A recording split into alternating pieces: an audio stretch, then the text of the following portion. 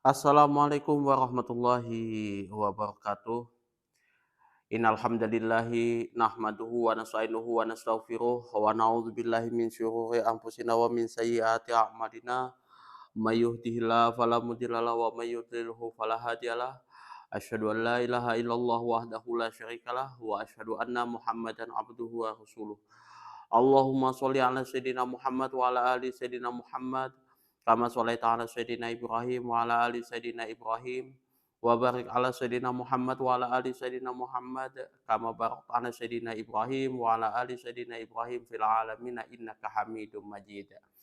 Rabbi shrah li sadri wa yassir li amri wahlul 'uqdatam min lisani yafqahu qawli amma ba'du. Hadirin hadirat jamaah kaum muslimin wa muslimat yang dirahmati oleh Allah Subhanahu wa taala. Mmm, di video ini kita akan membahas tentang hadis daripada Sayyidah Aisyah radhiyallahu an, yang mana hadis ini membahas tentang sholat duha. Apakah Rasulullah Shallallahu Alaihi Wasallam mengerjakan sholat duha? Apakah tidak? Ini berdasarkan daripada Sayyidah Aisyah. Wa an Aisyah radhiyallahu anha qalat kana Rasulullah sallallahu alaihi wasallam yusolli duha arba'an wa yazidu ma sya'allahu, rawahu Muslim. Walahu anha annaha su'ilat hal kana Rasulullah sallallahu alaihi wasallam yusolli duha, qalat la in la illa ayyaji'a min maghribihi.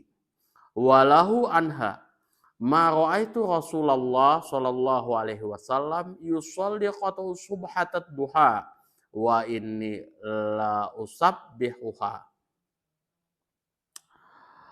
Wa an Aisyah radhiyallahu anha, dari Sayyidah Aisyah radhiyallahu anha, semoga Allah meridhoi atas beliau, qalat telah berkata, karena Rasulullah Shallallahu Alaihi Wasallam yusolli duha arba'an, yang mana Rasulullah Shallallahu Alaihi Wasallam itu mengerjakan sholat duha arba'an sebanyak 4 rakaat.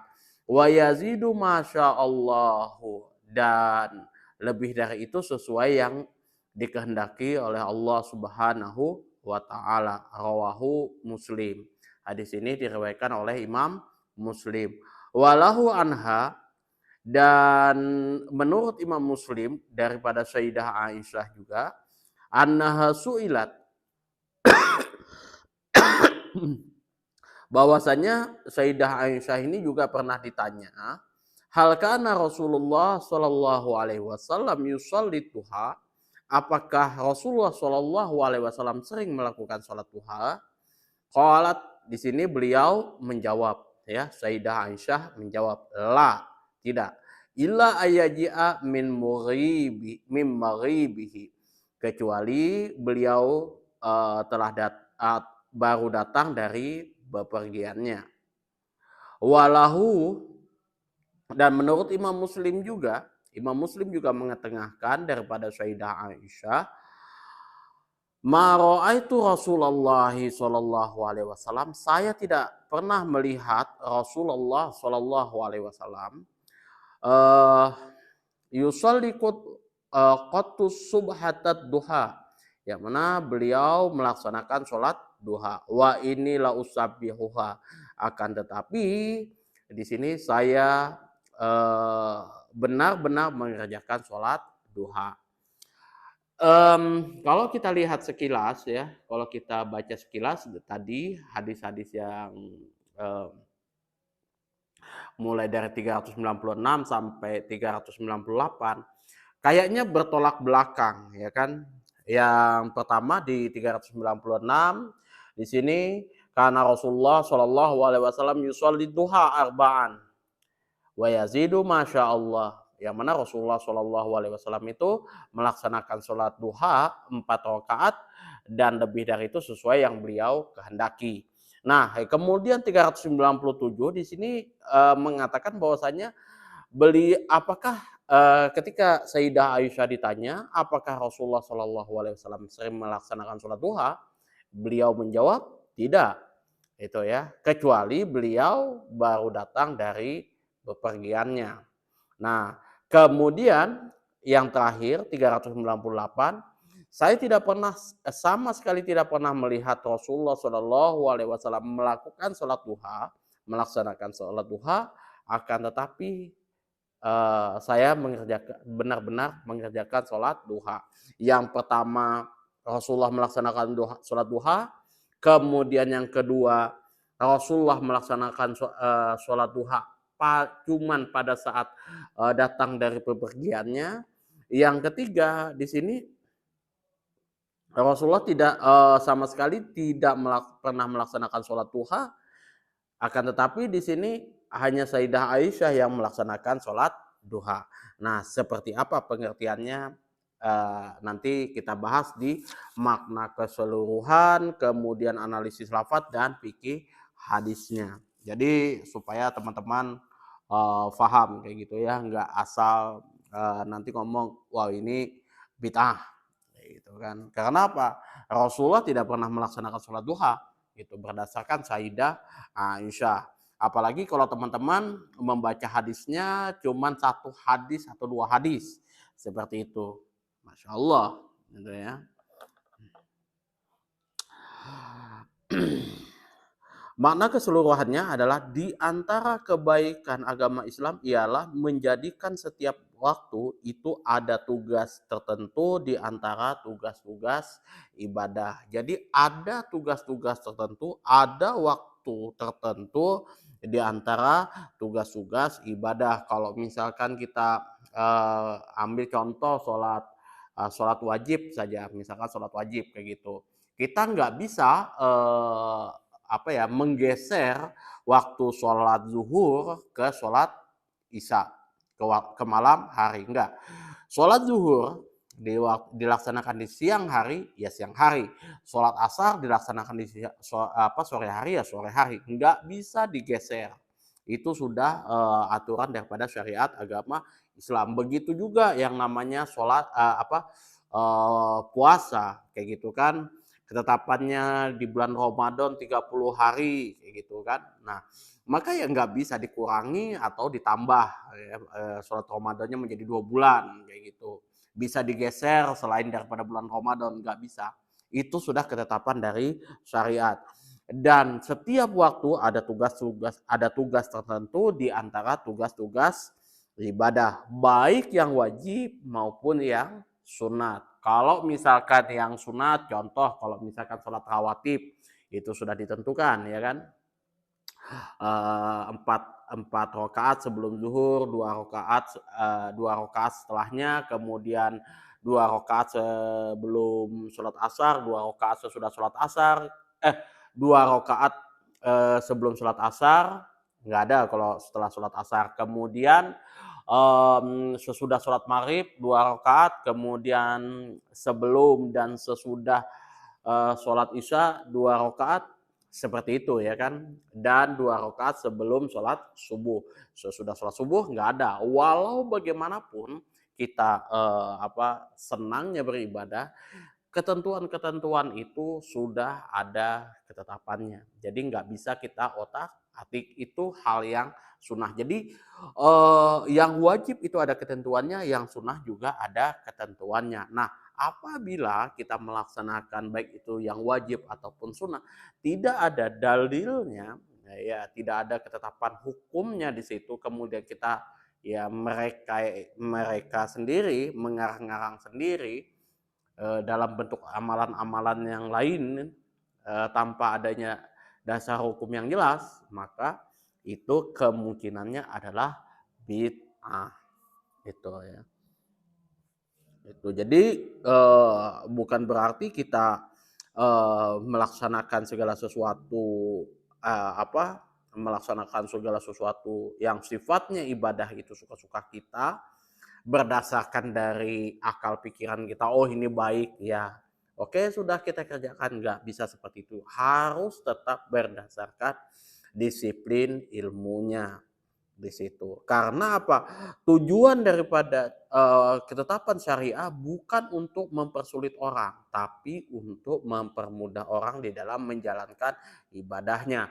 Kalau misal semua ibadah misalkan sholat mulai dari sholat wajib sampai sholat sunnah sudah dikerjakan, apalagi nih ibadah yang mesti harus kita lakukan, ya cari lagi. Misalkan bersedekah, kemudian kita rutin membayar zakat, kemudian di situ kita menunaikan puasa yang wajib dan yang sunnah, baru kita melaksanakan lagi sholat haji dan lain sebagainya. Ada banyak hal-hal yang wajib dan sunnah yang mungkin belum kita kerjakan, terutama yang sunnah. Apalagi kalau kita berbicara di dalam kitab Al-Azkar itu ya kan, kayak misal zikir-zikir aja kayak gitu. Itu sangat amat banyak. Bahkan kita mengamalkan satu kitab itu aja wallahu alam, itu mungkin belum nyampe kayak gitu ya kan. Waktu sholat duha dimulai bila mana matahari sudah mulai meninggi atau mulai meninggi dan semua ternak dilepaskan. Perkiraannya ialah bila matahari tampak meninggi 1 tombak dari ufuk timur. Jadi perkiraan dimulainya waktu sholat duha itu ialah matahari tampak meninggi 1 tombak dari ufuk timur. Gitu. Pentasri telah menyunatkan sholat duha, bilangan rakaatnya minimal 2 rakaat. Jadi hukumnya ini sudah ditetapkan oleh pentasri, yaitu Rasulullah Shallallahu Alaihi Wasallam. Di sini hukumnya adalah sunnah. Nah, minimal bilangan rakaatnya adalah 2 rakaat. Pentasriannya itu dibuktikan melalui sabda dan perbuatan Nabi Shallallahu Alaihi Wasallam. Adapun hal yang disebutkan dalam hadisnya dan isinya mengingkari disyariatkannya sholat duha, hal tersebut dapat disanggah dengan alasan-alasan berikut. Jadi kalau misalkan ada yang mengatakan bahwa sholat duha itu tidak ada dan itu perkara yang bid'ah, mohon maaf, kita coba apa saja alasan-alasannya gitu ya. Kita akan membahas tentang alasan-alasannya. Yang pertama, apa yang dikatakan Sayyidah Aisyah bahwa beliau tidak pernah melihat Nabi SAW melakukan sholat duha, bukan berarti dalam kenyataan yang sebenarnya Nabi SAW tidak pernah mengerjakan sholat duha. Jadi ma ra'aitu Rasulullah sallallahu alaihi wasallam yusolli qat'u subhatat duha, di sini Rasulullah itu bukan tidak pernah sholat duha, enggak gitu. Jadi ya pada kenyataannya Rasulullah juga pernah melaksanakan sholat duha sebagaimana yang dikatakan oleh Sayyidah Aisyah di hadis nomor 396. Nah, yang kedua, dalam satu hadis yang menafikan atau yang meniadakan, tetapi dalam hadis lain ia menetapkan. Jadi di dalam hadis lain ada yang menafikan, di dalam hadis lain ada yang menetapkan. Yang menetapkan apa? 396. Yang mana Rasulullah Shallallahu Alaihi Wasallam yusholit duha arba'an. Itu hadis yang menetapkan. Yang menafikan yang mana? Ma itu Rasulullah Shallallahu Alaihi Wasallam yusollu qat'u subhatat duha. Itu hadis yang menafikan, gitu ya, yang meniadakan. Sedangkan hal yang menetapkan lebih diprioritaskan atas hal yang menafikan.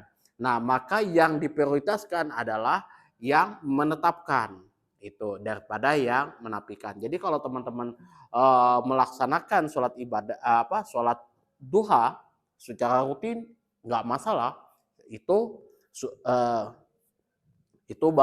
bagus. Nah, karena ya Rasulullah Shallallahu Alaihi Wasallam juga mengerjakan hal tersebut kayak gitu.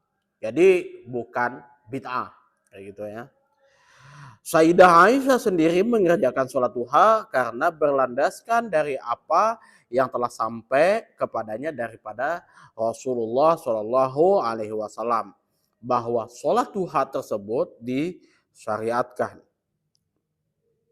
dan bahwa Nabi Shallallahu Alaihi Wasallam telah menganjurkannya Hal ini jelas menyanggah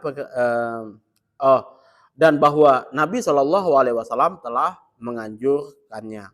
Jadi ya Rasulullah Shallallahu Alaihi Wasallam telah menganjurkan, ya istilahnya sudah apa ya, istilahnya ini sunnah ya, nggak apa-apa teman-teman laksanakan. Hal ini jelas menyanggah perkataannya yang mengatakan bahwa ia tidak pernah melihat beliau melakukannya. Jadi uh, ma raaitu Rasulullah Shallallahu Alaihi Wasallam yusolli qad subhat ad-duha di sini ini apa ya, tidak dipakai kayak gitu karena ada apa, karena apa, wa inni la usabihuha, sedangkan aku, kata Sayyidah Aisyah, benar-benar melakukannya. Kalau misalkan Sayyidah Aisyah benar-benar melakukannya, walaupun beliau tidak pernah sama sekali melihat Rasulullah sholat duha, bukan berarti Sayyidah Aisyah ya melakukan bid'ah. Ya, beliau tahu kayak gitu bahwa Rasulullah melaksanakan sholat duha. Itulah kenapa Sayyidah Aisyah benar-benar melakukannya. Itu kalau misal Rasulullah nggak pernah melakukan, nggak pernah mengajarkan hal apapun itu dalam bentuk ibadah, maka sahabat manapun nggak akan berani melakukan hal tersebut. Fatal akibatnya. Yang keempat, apa yang dimaksud oleh Sayyidah Aisyah radhiyallahu an bahwa ia tidak pernah melihat beliau melakukannya ialah mengandung makna bahwa beliau tidak melestarikannya. Jadi ma raaitu Rasulullah sallallahu alaihi wasallam yusolli qattu subhatad duha, di sini artinya Rasulullah mengamalkannya tetapi tidak melestarikannya. Di situ ya. Rasulullah Shallallahu Alaihi Wasallam benar mengerjakannya, hanya tidak mudawamah, ya, tidak dilestarikan secara terus menerus seperti halnya sholat witir. Pengertian ini bukan berarti meniadakan bukti yang menyatakan bahwa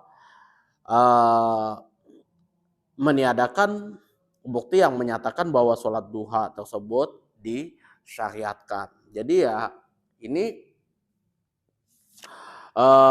bukan berarti ya sholat duha itu nggak ada kayak gitu, itu bid'ah, karena Rasulullah Shallallahu Alaihi Wasallam mengerjakan sholat duha tetapi beliau tidak melestarikannya, tidak melakukannya secara mudawamah. Yang kelima, hadis Sayyidah Aisyah radhiyallahu an yang menetapkan sholat duha diketengahkan oleh Syaikhan, ya, diketengahkan oleh Syaikhan Imam Bukhari dan Muslim. Maka hadis ini lebih diprioritaskan daripada hadis yang menafikannya, ya, yang hanya diriwayatkan oleh Imam Muslim sendiri. Ya, jadi kalau Imam Bukhari dan Muslim sudah mengetengahkan hadis, menetapkan sholat duha yang telah diketengahkan oleh Syaikhan Imam Bukhari dan Muslim, maka ini yang lebih diprioritaskan daripada hadis yang menafikan, yang mengatakan bahwasanya sholat duha itu nggak ada kayak gitu ya, yang mana hadis tersebut hanya diriwayatkan oleh Imam Muslim sendiri. Maka dengan demikian rampunglah penggabungan di antara hadis-hadis di atas, ya. Jadi 3 hadis yang di atas itu yang secara kasat mata bertolak belakang itu rampung, sudah kita gabungkan. Nah, hikmah daripada sholat duha di sini ialah menyatakan rasa syukur tubuh atas nikmat sehat yang dianugerahkan oleh Allah Subhanahu wa taala. Hal tersebut terbukti dengan adanya hadis lain yang mengatakan yusbihu ala kulli salama minan nasi shadaqatun. Ya, setiap pergelangan tubuh manusia di pagi harinya dibebani sodakoh, ya. setiap pergelangan tubuh manusia. Ya, setiap pergelangan tubuh manusia itu bukan cuma pergelangan tangan ya. Jadi pergelangan tubuh ya. Mungkin pergelangan tangan 2, kemudian pergelangan kaki, leher dan lain sebagainya, itu pergelangan tubuh manusia itu dibebani sodakoh di pagi harinya. Kemudian Rasulullah SAW bersabda kembali, wa yaqumu maqama zalika raq'ataini yarka'uha minat duha. Yang mana hal tersebut dapat diganti dengan 2 rakaat yang dilakukan oleh seseorang di dalam waktu sholat duha ya, dalam sholat duha. Jadi kalau misalkan teman-teman tidak mampu bersodakoh ya, kayak seperti itu untuk setiap pergelangan tubuh ya kan, maka hal tersebut dapat diganti dengan 2 rakaat yang dilakukan seseorang di dalam waktu duha. Itu di antara hikmah kita melaksanakan sholat duha ya. Jadi yang pertama tadi syukur tubuh kita atas nikmat yang sehat yang dianugerahkan Allah Subhanahu wa taala, di mana kita diwajibkan di pagi hari itu bersedekah itu ya, bisa diganti dengan sholat duha, seperti itu diganti dengan sholat duha. Dan di antara faedah yang lainnya adalah sholat duha ialah penghapus daripada dosa-dosa kecil, seperti yang dijelaskan dalam hadis lain yang mengatakan man hafadha ala syaf'atid duha ghufirat dzunubahu wa in kanat misla zabadil bahri. Barang siapa yang memelihara 2 rakaat sholat duha, maka diampunilah dosa-dosanya sekalipun dosa tersebut banyaknya seperti buih di lautan. Seperti itu ya. Sanad hadisnya memang dhaif ya. Di sini hadisnya dhaif. Akan tetapi dapat dijadikan untuk memperkukuh fadhailul a'mal, keutamaan daripada beramal. Seperti itu ya. Jadi kalau misalkan ulama-ulama hadis menetapkan bahwasanya hadis ini dhaif, tapi boleh dijadikan landasan untuk fadhailul a'mal, ya silahkan teman-teman amalkan seperti itu ya. Jadi teman-teman bisa lakukan itu setiap paginya sebagai ganti daripada sodakoh kita pada setiap tubuh ya, setiap pergelangan tubuh kita. Kemudian juga untuk menghapus dosa-dosa kecil kita yang sudah entah berantah banyaknya kayak gitu, seperti seperti buih di lautan. Nah, kemudian di antara dalil yang menunjukkan keutamaan sholat duha ialah wasiat Nabi SAW yang ditujukan kepada Abu Hurairah radhiyallahu an. Di dalamnya disebutkan, maka janganlah ia, yang dimaksud ia di sini adalah Abu Hurairah, meninggalkan 2 rakaat sholat duha. Hadis ini, yang mana hadis ini disebutkan di dalam Shahihain, kitab Shahihain. Kitab Shahihain itu kitab Sahih Bukhari dan Muslim. Kalau sudah sudah disebutkan di 2 kitab itu, wah itu sudah derajatnya sahih tingkat atas, sudah seperti itu ya. Kemudian lanjut analisis lafadznya. Ad-duha di sini menurut pengertian asalnya ialah mulai meningginya matahari pada permulaan siang ya. Jadi mulai meningginya matahari pada permulaan siang. Jadi permulaan siang itu dimulai dari waktu duha, dan waktunya dimulai dari meningginya matahari dalam jarak kira-kira 1 tombak dengan tergelincirnya matahari dari pertengahan langit ya. Kemudian nama duha itu dijadikan sebagai istilah untuk nama waktu ya. Dijadikan istilah untuk nama waktu, bahkan ya kalau di dalam Al-Qur'an itu ada wadduha gitu kan. Au yazidu masyaallah. Makna yang dimaksud ialah ada kalanya beliau menambahkan sholat duha tersebut lebih dari 2 rakaat menurut kesukaannya. Ada kalanya 6 rakaat atau 8 rakaat atau lebih dari itu. Hingga batasnya itu adalah 12 rakaat. Akan tetapi di sini yang paling afdol adalah 8 rakaat mengingat kesohihan hadisnya. Jadi bisa 2 rakaat, 4 rakaat, 6 rakaat, 8 rakaat, 12 rakaat itu ya. Terserah ya, tapi batas akhirnya 12 rakaat dan yang paling afdol ialah 8 rakaat karena hadisnya sahih.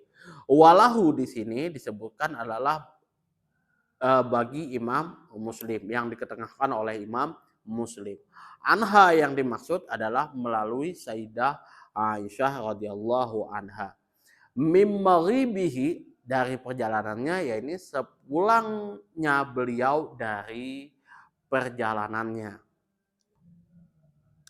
Mara'aitu Rasulullah sallallahu alaihi wasallam yusalli qad'u subhatad duha. Di sini adalah makna yang dimaksud ialah Rasulullah sallallahu alaihi wasallam tidak melestarikannya di masa yang lalu.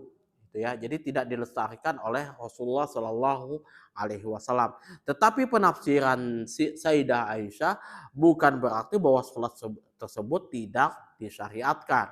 Jadi sholat duhanya nggak ada nih, kayak gitu kan, karena Rasulullah tidak melestarikan sholat duha tersebut, tidak, kayak gitu ya. Dan juga disebutkan di dalam hadis yang menetapkan pentasyri'annya, itu ya, juga disebutkan hadis yang menetapkan pentasyri'annya. Sedangkan hadis yang menetapkan itu harus lebih diprioritaskan, itu ya, harus lebih diprioritaskan berbanding yang meniadakannya, yang menafikannya, karena kedudukan hadisnya diriwayatkan oleh Imam Bukhari dan Muslim yang menetapkan. Sedangkan yang menafikannya itu cuma diriwayatkan oleh Imam Muslim seorang. Mengingat Nabi SAW juga pernah menganjurkan kepadanya agar melakukan sholat duha. Hadis menurut riwayat Imam Muslim lengkapnya sebagai berikut ya. Wa in kana Rasulullah sallallahu alaihi wasallam la yahda'al amalu wa huwa yuhibbu ayya'mala bihi wa huwa yuhibbu ayya'mala bihi khasyatan ayya'mala bihi nas fayufridu alaihim. Dan sekali-kali Rasulullah Shallallahu Alaihi Wasallam meninggalkan suatu amalan, sedangkan beliau suka mengamalkannya, melainkan karena rasa khawatir beliau bila amalan tersebut diamalkan oleh orang-orang, akhirnya dipardukan atas mereka. Itulah kenapa Rasulullah SAW tidak mengamalkan sholat duha ini secara rutin, secara dilestarikan seperti itu. Karena takut nanti apabila ini diamalkan oleh orang-orang, ya kan, ya akhirnya hukumnya jadi sholat fardu. Itu yang ditakutkan. Ya kalau sudah dijadikan sholat dijadikan fardu kayak gitu, wajib, maka ya kedepannya umat yang lain nanti akan berat menjalankannya. Itulah kenapa penetapan hukum syariat bukan sekali-kali untuk mempersulit orang di dalam menjalankan syariatnya, tapi untuk mempermudah. Jadi ya anggapan orang bahwasanya ya kalau orang Indonesia dan Melayu itu makin berat orang, makin tersiksa orang di dalam menjalankan ajaran agama Islam, makin dekat kepada Tuhannya. Wallahu alam kalau ada pandangan yang seperti itu. Ya meskipun dia berat menjalankannya, tapi kalau misalkan itu tidak sesuai dengan syariat agama Islam, ya sudah. Apalagi sudah itu berkaitan dengan masalah bid'ah, maka itu nggak boleh. Rasulullah paling benci hal-hal tersebut. Yang terakhir adalah fikih hadisnya.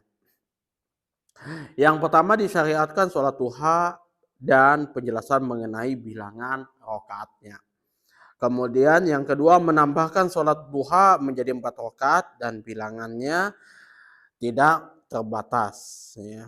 Tidak terbatas. Ada yang mengatakan 12 rakaat, ada yang mengatakan tidak terbatas. Seterserah kita.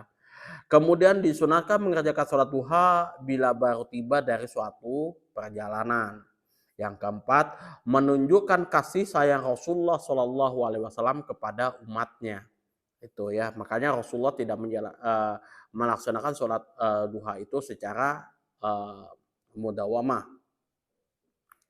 Yang kelima, menghimpun semua pengertian yang terdapat di dalam hadis Sayyidah Aisyah radhiyallahu an yang menafikan dan yang mengukuhkan sholat duha.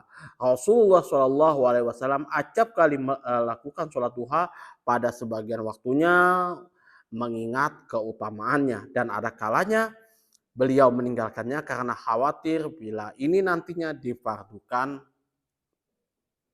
oleh umatnya. Yang keenam, Sayyidah Aisyah sangat rajin mengerjakan sholat duha. Hal ini menunjukkan bahwa sholat duha tersebut disunahkan. Apa yang dilakukan itu tiada lain bersumber dari berita yang sampai kepadanya dari Rasulullah Shallallahu Alaihi Wasallam yang isinya mengandung anjuran melakukan sholat duha dan diperkuat dengan perbuatan Nabi sendiri. Jadi Sayyidah Aisyah itu nggak sembarangan di dalam melakukan amal ibadah kayak gitu ya. Kalau Rasulullah tidak mengerjakan, Sayyidah Aisyah tidak mengerjakan. Kalau Sayyidah Aisyah rutin melakukannya, maka itu memang sudah dilakukan oleh Rasulullah Shallallahu Alaihi Wasallam. Wallahu a'lam bishawab. Ya, itu saja yang dapat saya sampaikan. Kurang dan lebihnya saya mohon maaf yang sebesar-besarnya apabila ada kesalahan di dalam penyampaian saya ya terhadap hadis-hadis ini ya, terutama dalam kitab Bulughul Maram dan kitab-kitab yang lain. Dan juga saya juga memohon maaf apabila ada kata-kata saya yang menyinggung hati teman-teman atau yang tidak berkenan ya di hati teman-teman semuanya. Apabila ada saran, kritikan, masukan dan juga pertanyaan, silahkan teman-teman sebagaimana biasa diatur di kolom komentar. Aku kalam wabillahi taufiq wal hidayah. Assalamualaikum warahmatullahi wabarakatuh.